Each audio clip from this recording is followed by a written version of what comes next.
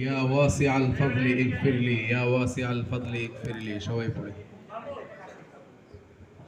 আপনারা যারা দাঁড়াই আছেন, যারা ম্যানেজমেন্টে আছেন, আপনাদের ইফতার আপনারা সাথে সাথে নিয়ে নিন, সাথে সাথে আপনার প্লেট নিয়ে নিন।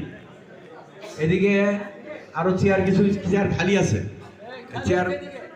চেয়ারের সামনে খাওয়া দাওয়া আছে দেখছি, খালি চেয়ারের সামনে খানাও দেওয়া আছে। আমাদের হাতিরঝিলের ইফতারি প্রথম 10 রোজা শুরু হচ্ছে আমাদের হাতিরঝিল সংগঠনের, এবং আমাদের ইফতারির পরে আমাদের খাওয়া দাওয়ার ব্যবস্থা আছে এবং পার্সেলের সুষ্ঠু ব্যবস্থা আছে।